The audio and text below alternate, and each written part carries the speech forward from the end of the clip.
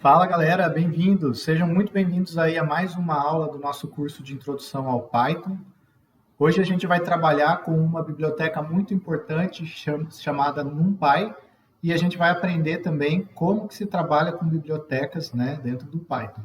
Muito do que se desenvolve hoje em dia dentro do Python é desenvolvido por comunidades de desenvolvedores e a gente acaba usando aí as bibliotecas para facilitar e acelerar o nosso trabalho. Hoje a gente vai falar de uma, talvez a mais usada de todas, pelo menos no meio científico, que é a NumPy. A NumPy é uma biblioteca científica que traz toda a parte de matemática, né, para dentro do Python. A gente vai aprender como é que se faz algumas contas e principalmente toda a parte de cálculo matricial. O site do NumPy é www.numpy.org. Depois vocês podem entrar aqui e ter informações mais detalhadas de tudo que a gente vai discutir. Então, documentação, entrando aqui em documentação e API Reference, ou referência do API, vocês conseguem ver um monte de coisas, né? Um monte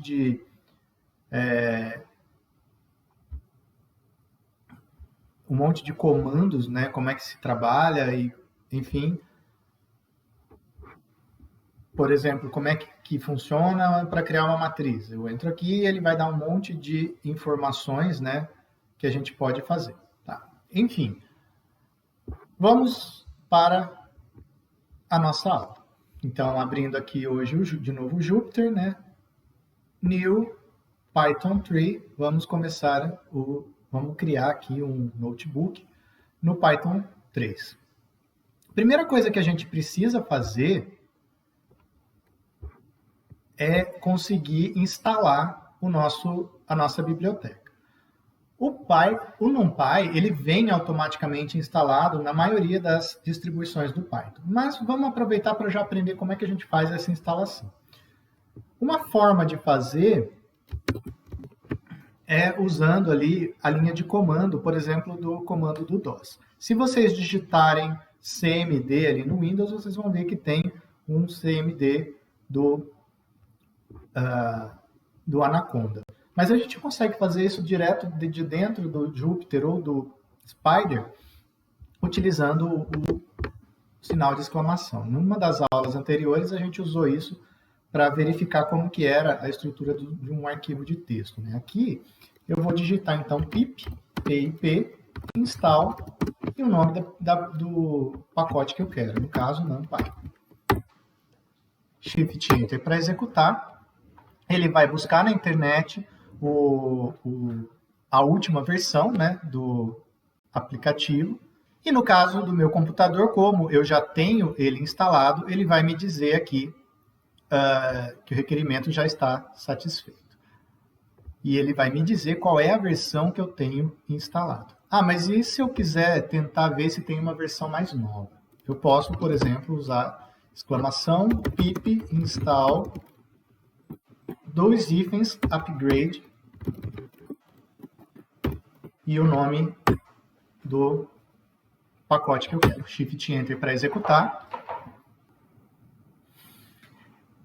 Ele vai baixar, então, da internet a nova versão. Ele vai encontrar que existe uma versão mais nova, então ele vai desinstalar a minha atual. E aí, olha que interessante. Nesse caso, ele está me dizendo que a versão atual, a nova, 1.20.3, ela é incompatível com uma outra biblioteca que eu uso. Então, ele já me dá esse aviso, tá? Esse warning. Se eu quero... Aí eu avalio se eu quero manter a mais nova, se eu quero voltar à antiga. Né? Nesse caso, só para ilustrar, vamos voltar para a versão antiga. E eu posso fazer uso do seguinte comando. Pip install NumPy. Aí eu ponho 2 iguais, né? 1.19.2, que é a versão anterior. Né? No caso aqui, eu vou querer voltar para a versão anterior.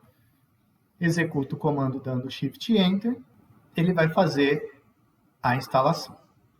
Tudo bem? Aqui, no meu caso, ele está dando um problema de acesso negado, então eu precisaria entrar com senha de administrador no computador para conseguir, mas seria só questão aí de acesso ao computador. Não tem tanto problema. O que é importante é que essas são as formas da gente instalar e desinstalar pacotes no nosso Python, no nosso ambiente de Python. Tudo bem? Bom, beleza. Como é que eu faço para utilizar a biblioteca? Então, vamos utilizando o NumPy. Lembrem-se, provavelmente, quando vocês instalam o Python, ele já vai vir com o NumPy instalado. Então, vocês podem simplesmente tentar importá-lo para a sua memória. E para importar, eu vou usar o comando import NumPy. O NumPy vai ser um objeto, e dentro desse objeto eu vou poder usar todas as ferramentas que ele disponibiliza. Como eu vou ter que digitar várias vezes, eu posso usar um nome, um apelido para essa biblioteca. E aí, no caso, eu posso simplesmente fazer as np, import NumPy as np. E aí, o que ele vai fazer? Ele vai trazer para a memória do computador um objeto np que vai ter todos os comportamentos aí que o NumPy possui. O NumPy ele é feito para trabalhar com arrays, tá? Ele é primariamente feito para trabalhar com arrays na sua execução. Então, a primeira coisa que eu vou fazer é criar um array. A igual np.array. Todos os comandos eles abrem e fecham parênteses e o array ele recebe uma lista, tá? Então, eu vou colocar aqui uma lista, por exemplo, 1, 3 e 5. E eu vou falar para ele escrever o A para mim. Shift Enter. Ele vai executar. Observem que ele criou um array, né, com os números que eu falei ali dentro. Tá? Se eu quiser ver o tipo, né, type A, ele vai me dizer que essa variável A é uma variável do tipo numpy.ndarray. Tá? Um outro comando bastante útil para a gente é o shape, né? Então, a.shape. Ele vai me mostrar qual é o formato desse meu array. No caso, eu tenho apenas 3 elementos, né? E apenas uma dimensão. Eu não tenho 2 dimensões no meu vetor. Eu tenho apenas uma, então ele vai mostrar dessa forma, 3, e mais nada. Tá? Se por acaso eu tiver um vetor com mais dimensões, então vamos criar, por exemplo, um B, na verdade é uma matriz, né, np.array, e ela vai receber a seguinte lista. 1, 2, 3, 4, 5, 6. Observem o que eu fiz aqui. Eu criei uma lista. Dentro dessa lista eu coloquei 2 listas, né? Então eu separei as 2 listas por vírgula. Dentro de cada lista eu coloquei os elementos. Eu vou colocar B para ele escrever o meu elemento. E se vocês observarem agora, o que a gente tem? Uma matriz, né? Com uma linha e 2 colunas. Se eu for olhar o shape, o formato do B, né? B.shape, ele tem 2 linhas e 3 colunas. Tá? Dimensão 0 aqui é a quantidade de linhas, dimensão 1 a quantidade de colunas. Tudo bem? Então eu posso, por exemplo, querer saber qual é o tamanho, qual é a quantidade de elementos que eu tenho numa matriz. Então vamos usar, por exemplo, o seguinte, print, vamos fazer um pouco mais bonitinho. O print tem a opção de eu formatar, e para isso eu coloco a letra F antes das aspas, né? E aí eu já consigo colocar uma variável dentro do meu próprio texto, sem precisar fazer a soma. Então, número de elementos em B. E aí eu vou abrir e fechar colchetes, e aqui dentro eu vou escrever o número que eu quero. Só que o número que eu quero eu vou usar o np.size do B, né? Então vejam, isso aqui na verdade é um número, né? E esse número o comando print vai substituir esse número no texto. Então, o número de elementos em B é 6, certo? Size, np.size B, é um comando que vai me retornar 6. Por quê? Porque eu tenho 6 elementos no B. Mas eu quero saber quantas linhas eu tenho. Tudo bem, é só eu digitar np.size B, 0. Por que 0? Porque 0 é o eixo 0, é o número de linhas. Tá? Ele vai me dar 2. E no eixo 1, que seria o número de colunas, eu tenho 3.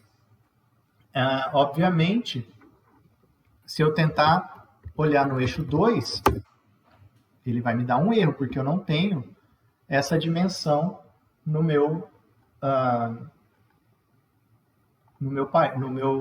minha matriz. Né? Minha matriz tem apenas 2 dimensões. Se eu estivesse trabalhando com tensores, por exemplo, eu poderia ter mais dimensões, certo? Então, só para terminar aqui, para ficar mais bonitinho, eu posso colocar printf número de linhas em B, np.size B, 0, f, número de colunas em B,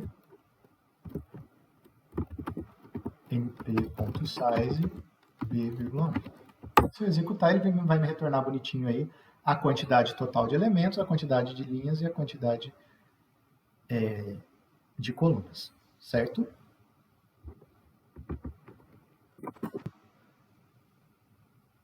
Bom, algumas funções básicas, né? Então vamos dividir aqui algumas funções básicas.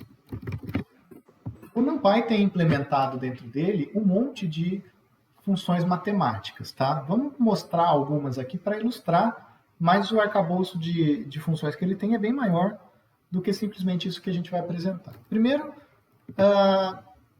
eu tenho o valor do π, por exemplo, np.π. Ele vai me trazer aí um número float com diversas casas decimais, né, que vai relacionar o π. Ele consegue calcular o log também, né, np.log 10. Opa, Luiz, mas o log de 10 não é esse número esquisito. O log de 10 é 10. Pessoal, cuidado, prestem atenção, tá? Alguns países, principalmente os Estados Unidos, eles usam a notação log para se referir ao que aqui no Brasil e na Europa nós usamos a notação ln, ou seja, o logaritmo na base neperiana, tá? Na base e. Para que a gente possa usar o logaritmo na base 10, que é o que aqui no Brasil nós chamamos de log, existe o comando np.log10. Então, np.log10 de 10, ele vai retornar o 1, que é o que eu esperava. Tudo bem? Então, prestem atenção nesse comando. Se eu tentar usar o ln, por exemplo, ele vai dar um erro, porque ele não existe esse comando ln para ele, tá? Então, o log na base e, log neperiano, para o Python é np.log. Isso é comum a outras linguagens, por exemplo, o MATLAB também usam essa notação, tá? Só prestem muita atenção quando vocês forem usar o log. E também, caso vocês não se lembrem, vocês podem usar aí regras do logaritmo, né, para trocar de base, caso vocês precisem. Tudo bem? Então, um outro comando que eu consigo fazer, né, é o exponencial, seria o e elevado a alguma coisa, né, np.exp,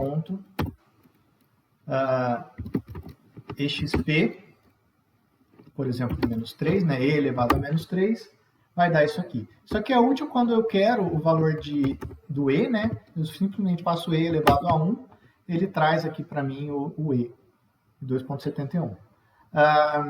Ele opera também, grande parte dos comandos aí, ele opera em arrays, tá? Então, eu tenho lá o array A, que eu criei lá em cima, eu posso calcular diretamente o exp, né, np.exp de A. E ele vai calcular aí e elevado a cada um desses números, tá? Claro que eu tenho também as funções trigonométricas, né? Então, por exemplo, np.cosseno de sei lá, π. np.π ou π sobre 2. Cosseno de π sobre 2 é zero, né? Cosseno de 90 graus é zero, mas ele me deu um número aqui. Se vocês observarem, muito próximo de zero, né? Então, isso aqui foi um erro de arredondamento. Na verdade, a gente sabe que o cosseno de π sobre 2 é zero. Posso fazer aí cosseno de π, por exemplo, vai ser menos 1, e assim por diante. Lembrando que, na matemática, sempre que a gente calcula seno e cosseno, a gente está falando de radianos, tá? Então, o argumento que eu tenho que pôr aqui dentro é radianos. O NumPy não tem nativamente alguma forma de calcular cosseno em graus. Então, eu tenho duas formas de resolver isso. Uma delas seria converter diretamente. Então, np.cosseno de, por exemplo, 30. E aí, lembre-se, para eu converter decimal para eu converter graus para radianos, eu vou simplesmente fazer vezes np.π dividido por 180. E aí ele vai fazer a conversão para mim. Ou se eu quiser ser um pouco mais formal, ou se eu for fazer isso várias vezes e achar bonitinho, eu posso criar uma função, né? df, vamos chamar aqui de cosseno d, que vai receber um ângulo, né? E aí eu faço o seguinte, meu ângulo rad vai ser igual ao meu ângulo vezes np.π dividido por 180. E aí eu vou calcular o meu cosseno, que vai ser np.cos do ângulo em radiano, né? E eu vou retornar esse cosseno. Se eu criar essa função e eu usar, por exemplo, cos de 30, ele vai retornar o mesmo valor. Tá? Então, tanto faz eu fazer a conversão na mão todas as vezes que eu precisar, ou criar uma função que faça essa conversão. Veja que é simples, tá? Mas é importante a gente lembrar que o NumPy não tem nativamente esse tipo de função para trabalhar com graus, tá? Com ângulo em graus. Bom, óbvio que ele vai ter a função inversa, né, do cosseno. Então, por exemplo, o arcosseno, np.arcseno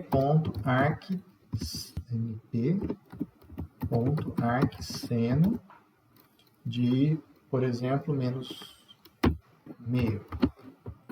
Ele vai me retornar o ângulo em radianos que dá esse valor aqui, né, de seno, a função inversa do seno. Eu também posso calcular a raiz, por exemplo, np.sqrt square root, por exemplo, de 26. Ele vai me retornar a raiz quadrada do argumento que eu colocar aí dentro. Tudo bem? Todos esses comandos que a gente trouxe, além de eles operarem diretamente em um único argumento, eles podem operar diretamente em um array. E aí ele vai fazer esse elemento ponto a ponto do array. Beleza? Bom, como eu comentei logo no começo, existe muito mais funções dentro do Python aí, dentro do NumPy, para que a gente faça esse tipo de conta. Mas isso aqui foi para dar uma motivada a vocês a buscarem, caso tenham queiram mais informações. Vamos passar para a parte de manipulação de matrizes. Então, manipulação de matrizes e vetores. Tá? Eu vou criar um vetor A, por exemplo. Opa, perdão. A vai ser um np.zeros.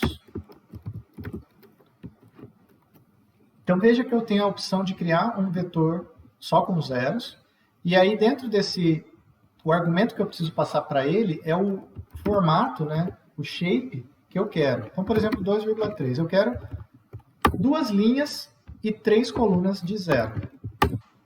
Isso aqui é muito útil quando eu vou fazer algum programa que vai iterar sobre alguma coisa e eu sei já que a resposta vai ter esse tamanho. Então, eu crio uma matriz com um valor qualquer e durante o meu processo eu vou editando. Então, eu posso fazer isso com zeros, né? Eu posso também fazer, de repente, com uns. Então, A é igual a np.ones.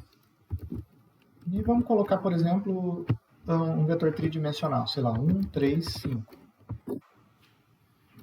E se eu olhar essa minha matriz agora, ele vai ter aí 3 dimensões.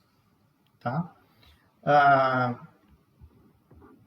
De repente, eu não quero o valor de 1, eu quero um outro valor. Então, ou eu posso multiplicar esse ones por um valor, ou eu posso usar a função full, np.full.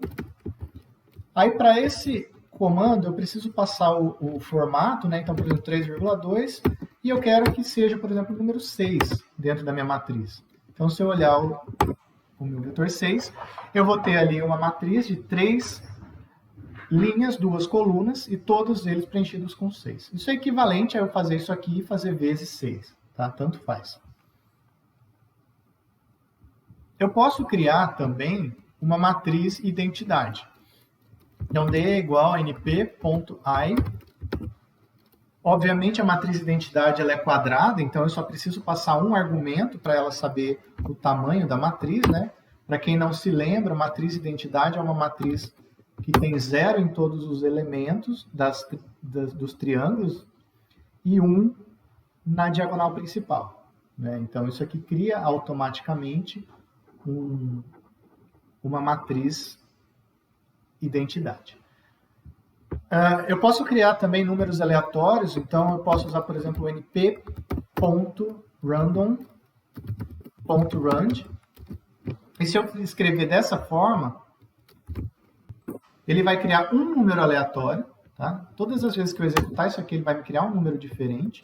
Esse número aleatório, ele é distribuído igualmente, tá? É uma distribuição quadrada entre 0 e 1. Então, se eu rodar isso aqui 1 milhão de vezes e fizer um histograma, eu vou conseguir enxergar essa distribuição quadrada. Tá? Além de fazer isso, eu posso usar o rand, para criar uma matriz. Então, eu coloco, por exemplo, o número de linhas e o número de colunas. Ele vai criar vários números aleatórios, nesse caso aqui, 2 linhas e 5 colunas. Tá?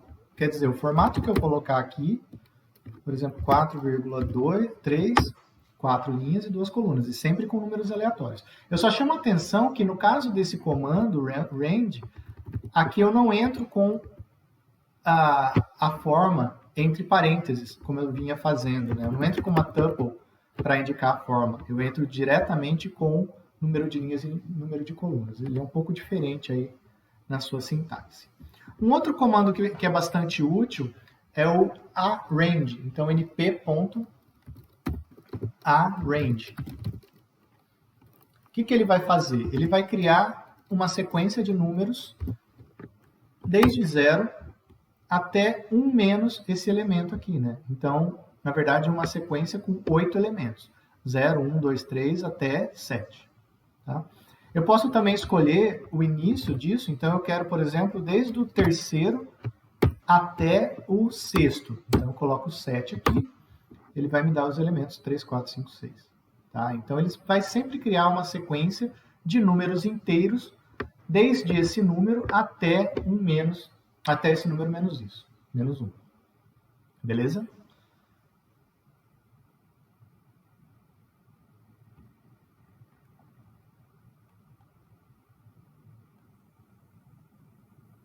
Um outro comando que pode ser útil é o reshape. O que é o comando reshape? Eu pego, por exemplo, o vetor E e olho qual que é o formato dele. Ele tem 4 linhas e 3 colunas. Eu quero mudar o formato dele, tá? Eu quero que isso aqui vire uma única linha. Tem 2 formas de fazer isso. Um deles é o flatten. Então, e.flatten, o flatten, né? Ele automaticamente vai fazer com que aquele vetor fique todo em uma linha. Uma outra forma de fazer isso é o reshape. Então, reshape. E aí o reshape, eu vou precisar passar para ele qual que é o novo formato, tá? Opa, perdão, np.reshape, np.reshape do vetor E para o formato 12. E aí ele vai fazer a mesma coisa. Óbvio que o número que tem que colocar aqui tem que ser a mesma quantidade de elementos. Ou, em outras palavras, o formato daqui tem que ser compatível com o formato daqui. Né? Se eu tentar fazer para 11, ele vai me dar um erro. Não tem como eu transformar uma matriz 4 por 3 em uma matriz 1 por 11. Tá? Mas se eu quiser, por exemplo, fazer para 3 linhas, para 2 linhas e 6 colunas, por exemplo, ele vai conseguir. Tudo bem? Então eu vou dizer qual que é o novo formato que eu quero. Isso é bastante útil, porque às vezes a gente pode fazer um processo e a cada interação a gente salva um valor dentro de uma variável qualquer, de uma variável que vai ser uma linha só. E aí no final eu faço um reshape para colocar cada valor na sua posição correta. Enfim, tem bastante aplicação aí esse comando. O último que eu gostaria de mostrar para vocês é o linspace e o logspace. Às vezes eu quero criar uma quantidade de pontos entre um máximo e um mínimo, ou seja, np.linspace. Vamos salvar isso numa variável qualquer, por exemplo, t igual np.linspace, desde 0 até, por exemplo, 5, e eu quero 25 números aqui dentro. O que ele vai fazer? Se eu plotar se eu escrever, né, esse t, eu vou ter ali 0, 5, né, o início no 0, final no 5, e dentro aqui eu vou ter todos os números, eu vou ter 25 números linearmente ou igualmente espaçados, tá? Isso vai ser particularmente útil, a gente vai ver, quando a gente for fazer gráficos, né? Mas eu tenho uma sequência de números, desde o número inicial até o número final, com quantos números eu quiser, tá? Existe também o logspace, né? Por exemplo, h igual np.logspace. O logspace ele vai me dar uma sequência de números logaritmicamente espaçados, tá? Só que eu não vou pôr o número inicial e o número final. Eu vou colocar a potência de 10 inicial e a potência de 10 final. Ou seja, menos 2, mais 2 e 5. Ou seja, eu quero 5 números desde o 10 a menos 2, né, ou seja, 0,01, até o 10 ao quadrado, ou seja, 100, logaritmicamente espaçados. Então, se eu rodar esse comando, eu vou ter esse array. 1 vezes 10 a menos 2, 1 vezes 10 a menos 1, 1 vezes 10 a 0, e assim por diante. Se eu colocar uma quantidade diferente de número, ele vai sempre fazer esse espaçamento logarítmico aí. Tudo bem? E, finalmente, uma outra coisa interessante que a gente consegue fazer com as nossas matrizes é transpor, né? Então, e.shape.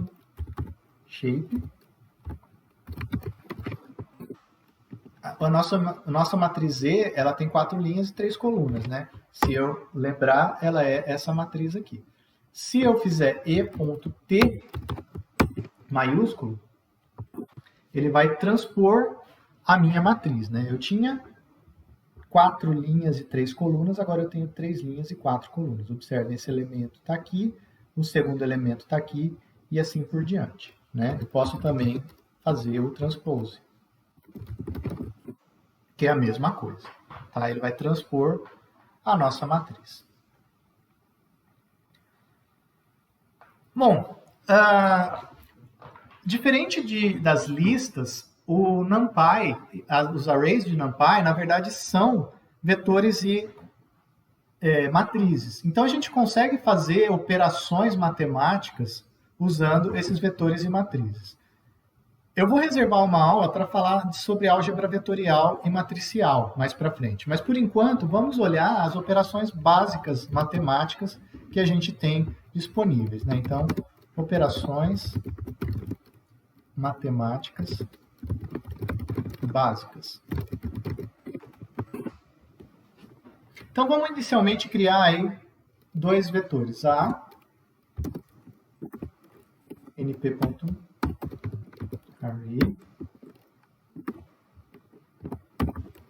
1, 2, 3, 4, 5, 6, 7, 8, 9. O B, mesma coisa, np.array,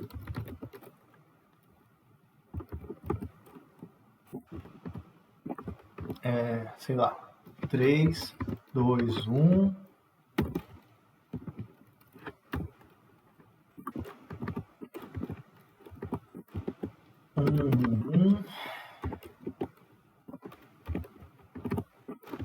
e 658, por exemplo. 658. Então, beleza. Criei duas matrizes, ambas com 3 linhas e 3 colunas cada um, né? Se eu quiser ver o A, eu digito dessa forma. Se eu quiser somar A mais B, ele vai fazer elemento a elemento a soma, tá? O A menos B, obviamente, vai ser elemento a elemento a subtração, né? Com relação à multiplicação, vale um comentário especial. Se eu fizer A asterisco B, ele vai multiplicar termo a termo, né, das minhas matrizes. Então, ele vai fazer 1 vezes 3, 2 vezes 2, 3 vezes 1, e assim por diante. Isso aqui é uma multiplicação termo a termo. As multiplicações matriciais, que são produto escalar e produto vetorial, a gente vai ver nas aulas seguintes como que faz. Tá? Quando eu uso o asterisco, eu estou dizendo que eu quero multiplicar termo a termo. Mesma coisa a divisão. A dividido por B, eu vou dividir elemento a elemento. Tudo bem? Isso aqui não é uma divisão matricial propriamente dita, é uma divisão termo a termo. Outra coisa é que eu posso utilizar, eu já comentei, as funções prontas diretamente aqui. Então, se eu fizer, por exemplo, np.sqrtb, ele vai calcular termo a termo a raiz quadrada, né, dos meus elementos de B. No A, mesma coisa. Ele vai calcular termo a termo qual é a raiz aí. Tudo bem? Beleza? Finalmente, vamos passar para uma parte que a gente chama de endereçamento, ou do inglês slicing, que significa saber extrair alguma informação baseado na posição dentro da matriz, tá? Ou do array. Então, vamos lá, fazer uma nova slicing.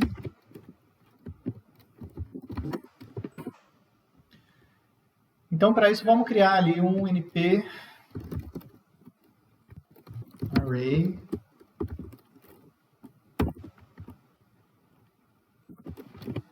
dois, três,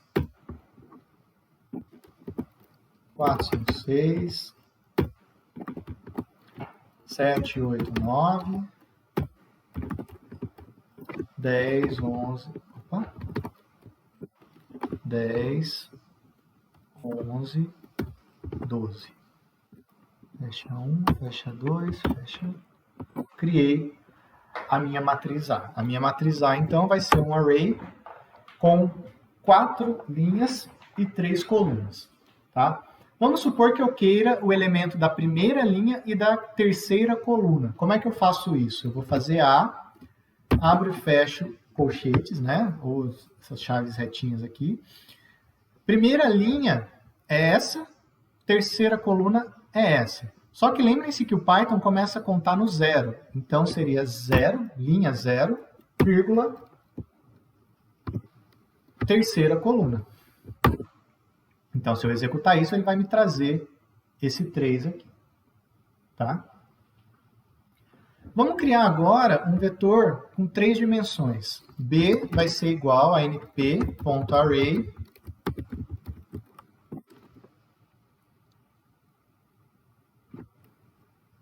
o outro, abre o outro, 1,2, 3,4. Aí eu fechei a primeira dimensão, vamos abrir uma segunda. 5,6, 7,8. Então eu criei um vetor tridimensional, né? Esse aqui é como se tivesse um em cima do outro, né? Um na frente do outro. Agora eu tenho 3 dimensões. Se eu olhar o shape disso, 2, 2, 2. Quer dizer, eu tenho 2 linhas, 2 colunas e, digamos assim, 2 profundidades, né? Seria uma terceira dimensão aí. Como é que eu faço para encontrar o elemento na segunda linha, segunda coluna e segunda profundidade? B. Agora eu tenho 3 dimensões, então eu preciso passar 3 valores, né? 1, 1, 1. Seria ali o meu 8, tá? Se eu olhar de novo o meu B, é esse elemento aqui que eu acessei. Então, é a segunda linha da segunda coluna e da segunda dimensão de profundidade. Tudo bem? Muitas vezes eu quero pegar todos os valores de um ponto até o máximo. Ou eu quero pegar todos os pontos. Então, por exemplo, no A, eu posso pegar um A, 2 pontos, vírgula, 1. Quer dizer, eu quero todos os elementos, todas as linhas da primeira coluna de A. Se eu voltar aqui no A, né? 2, 5, 8, 11. 2, 5, 8, 11. Então, a segunda coluna, coluna 1, e todos os elementos, tá? Se eu quero pegar todos os elementos da terceira linha, A, linha 3, a terceira linha 2, né? Vírgula, 2 pontos. E ele vai me retornar os elementos que eu quero. Agora eu quero todos os elementos de B na segunda dimensão, na terceira dimensão. Então, B, 2 pontos, vírgula, 2 pontos, vírgula, 1, na segunda dimensão. E ele vai me trazer os elementos aí que eu pedi, tá? Eu também posso usar a seguinte notação. A primeira linha, todos os elementos desde 1 até 3. Só que daí para fazer isso, lembrem-se, eu vou colocar um número maior aqui. Então ele vai trazer ali os números 2 e 3. Tudo bem? Uma outra forma de eu fazer o endereçamento é a partir de booleanos. Então eu posso criar, por exemplo, um índice que vai ser igual a A maior do que 5, por exemplo. O que ele vai fazer? Ele vai criar uma matriz de valores verdadeiro ou falso, né? Quando A for menor do que 5, ele vai me falar que é falso. Quando for verdadeiro, ele vai me retornar um verdadeiro, tá? E aí eu posso usar a índices. Índice. Né? E aí vai retornar todos os números que estão em posições que aqui são verdadeiras. Ou eu posso digitar isso diretamente, A maior do que 5. E ele vai me retornar, então, um array com todos esses elementos. Bom, pessoal, eu agradeço aí a presença de vocês. O que eu queria mostrar hoje era isso, tá? Eu vou fazer mais vídeos sobre o NumPy, porque ele merece mais atenção.